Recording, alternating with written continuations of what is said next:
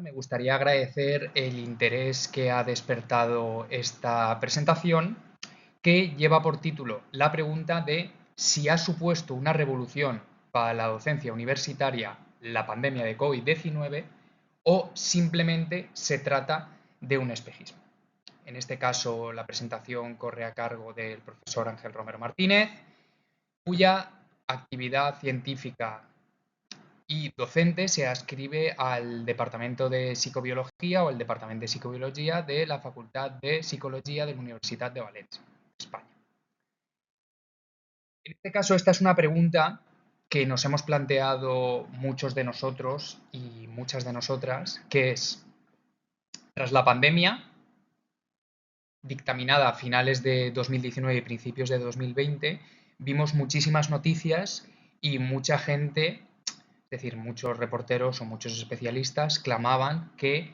esa pandemia iba a suponer una revolución en la docencia universitaria. Es decir, iba a suponer un cambio drástico en la docencia que impartíamos hasta el momento. Específicamente, o afectaría más a aquellas universidades o aquellos centros docentes en el que la docencia fuese presencial, puesto que en aquellos centros en el que la actividad docente previamente a la pandemia fuera híbrida o simplemente se tratara de docencia universitaria online, técnicamente el impacto no sería tan acusado como el que afectaría a aquellas universidades o aquellos centros docentes en los que la docencia fuera principal y únicamente presencial. En este caso, fueron muchísimas las hipótesis planteadas respecto a lo que iba a ocurrir en los siguientes años, teniendo en cuenta que la incertidumbre era altísima y no sabíamos muy bien en qué momento podríamos retornar a la docencia presencial, si es que retornábamos en algún momento, y muchas voces lo que afirmaban es que técnicamente la docencia presencial iba a desaparecer en favor de una docencia principalmente, por no decir únicamente, online. No se sabía muy bien todo lo demás que iba a ocurrir, ¿de acuerdo? Entonces, en este caso, este trabajo se va a centrar única y exclusivamente en el impacto que ha tenido la pandemia durante los 3, o mejor dicho, 4 últimos años para la docencia presencial. No vamos a examinar qué impacto ha tenido en la investigación o en el ámbito investigador de muchos de los docentes universitarios, sino que simplemente si realmente ha implicado un cambio drástico o, como bien decía en el título, simplemente se trató de un espejismo. Entonces, básicamente las conclusiones de este trabajo están derivadas de la implementación de una revisión sistemática, es decir, una revisión de la literatura científica que ha analizado cómo ha afectado a la docencia universitaria o cómo ha cambiado, si ha cambiado, tras la pandemia.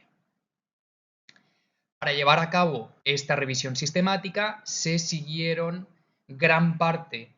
de lo establecido y publicado en el principio de Prisma, y para ello lo principal fue la selección de una serie de términos que pueden ver descritos en la presentación relevantes y la aplicación sistemática en un mínimo de 3 bases de datos, específicamente 3 bases de datos multidisciplinares como Scopus, la Web of Science y Dialnet. La selección de estas 3 bases de datos multidisciplinares fue también en base a las recomendaciones previas, no establecidas en Prisma, pero sí de investigaciones posteriores, que señalan aquellas bases de datos que mayor cantidad de investigación recogen en comparación con tantas otras bases de datos, bien sean multidisciplinares o específicamente en alguna disciplina en concreto. Y obviamente los términos fueron después de seleccionar o después de básicamente seleccionar una serie de términos relevantes para el término en cuestión, bien sea la docencia, bien sea la pandemia y bien sea el término cambio en la universidad. Otra cuestión relevante establecida al principio del Prisma es la transparencia con respecto a los criterios de inclusión y exclusión. En este caso, uno de los principios, sino uno de los criterios específicos o más concretos que dejaron fuera bastante investigación fue que la investigación que se iba a recopilar sería aquella publicada siguiendo un proceso de revisión por pares. Es decir, ya excluimos gran parte de trabajos que, por ejemplo, pueden ser publicados en forma de capítulo de libro si no hubiera una evidencia de que fueron sometidos a un proceso de revisión por pares. De la misma forma también quedó fuera la literatura gris, que posteriormente discutiremos. Otra cuestión relevante también es la de contar con un tamaño muestral mínimo de 10 participantes y, fundamental, que evaluasen el cambio. Es decir, que básicamente lo que hubiera, en la mayor parte de los casos, no en todos, un diseño pre-post. Si no hubo un diseño pre-post, lo que tendrían que recalcar a lo largo del trabajo es cambio. Pero para contrastar que hubiera un cambio, normalmente lo que tendría que ocurrir es un diseño pre-post. Aún así, es bastante difícil, por no decir imposible, haber previsto lo que iba a ocurrir. Es decir, anticiparse a la pandemia y antes de implementar la pandemia, básicamente haber comenzado el diseño. En muchas ocasiones, básicamente, se basó en la percepción pre y post pandemia. ¿De acuerdo? Dicho esto, la aplicación de los términos en las bases de datos mencionadas condujo a la recolección o la recopilación de un total de 467 artículos. Como verán, tras la eliminación de los duplicados, cuya recolección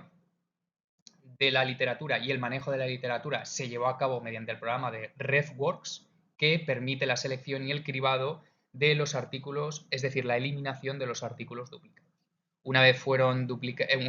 eliminados esos duplicados, de los 408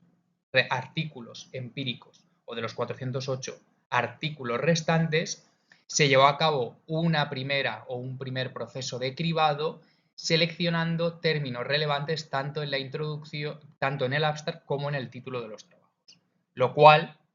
como bien verán ahí, condujo a la selección de 116 artículos potencialmente relevantes, de los que fueron descartados algunos de los artículos y básicamente al final la selección fue en torno a 83 artículos. Respecto a las principales conclusiones esbozadas por los 83 artículos, obviamente no todos apuntaron en la misma dirección ni indicaron lo mismo, sin embargo, en gran parte de los estudios lo que se pudo apreciar, más que constatar que realmente había habido un incremento o una mejora en el aprendizaje, cuestión que es bastante difícil de evaluar,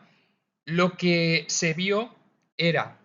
si bien la gente, tanto el alumnado como el profesorado, principalmente el alumnado, demandaba la vuelta a las aulas,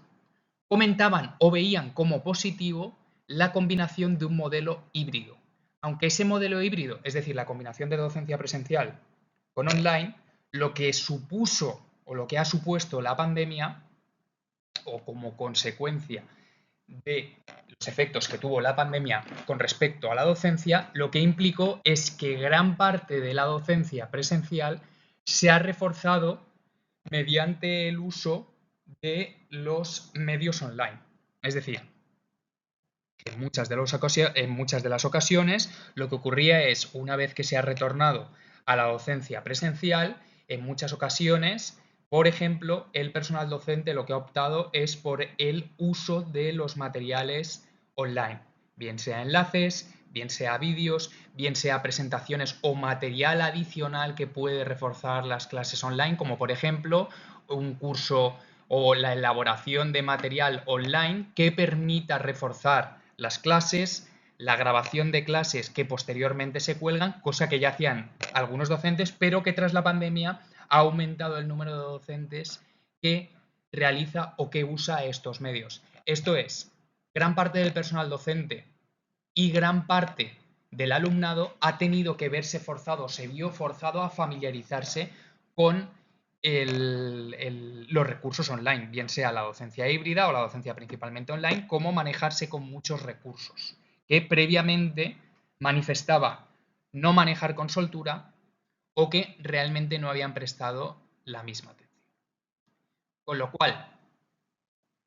podemos decir que la adopción del refuerzo mediante las nuevas tecnologías ha sido algo que se ha extendido a más grados universitarios, es decir, a más ramas del conocimiento o a más ramas de la docencia universitaria. Ahora bien, cabe poner de manifiesto que no se ha generalizado en todas las facultades ni en todos los grados, ya que el grado en el que se han abrazado o en el que se han adoptado estos medios online dependerá en buena medida de las características específicas e idiosincrásicas del grado. Es decir, hay en muchos de los grados que el refuerzo online o que el material audiovisual previamente era una fuente fundamental de información y de práctica, por ejemplo, universitaria, y estos medios, digamos que estos grados se han amoldado con mayor facilidad a acoger los medios online. Sin embargo, hay otras prácticas docentes u otros grados docentes en el que básicamente la cantidad de información audiovisual que se podía emplear previamente era limitada, con lo cual tras la pandemia se ha abrazado en cierta medida el uso de material online. Ahora bien, en la medida en la que se puede adoptar, porque no todos van a adoptarlo ni van a tener el mismo uso. Cabe asimismo tener en cuenta una serie de aspectos que podíamos señalar negativos, como es el de que la existencia de cierto profesorado universitario y de cierto alumnado bastante reticente o con dificultades para familiarizarse con el material online, con lo cual esto ha supuesto normalmente el número de personas que se mostraban reticentes o con mayores dificultades era un número limitado de docentes y de alumnados, aún así un número considerable como para señalarlo como un colectivo relativamente vulnerable y en el que había que implementar y desarrollar medidas alternativas o un mayor refuerzo para, vulgarmente, que no se quedasen descolgados.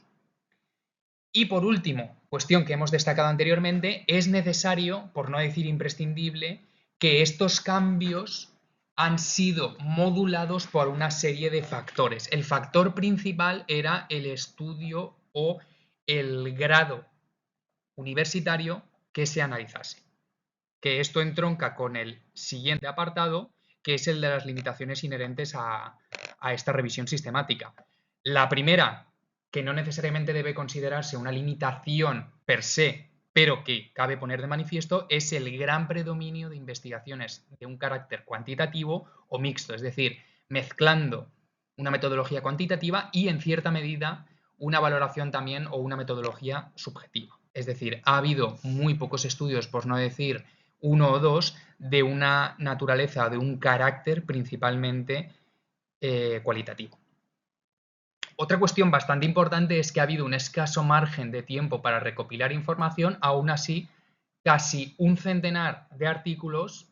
lo consideraría un éxito relativo para recopilar evidencias. Otra de las limitaciones, que esto sí que podemos considerar unas limitaciones que pueden exaltar los beneficios, es que se han centrado principalmente en aquellas facultades que ya tenían previamente un predominio o un gran manejo del material o de los medios online.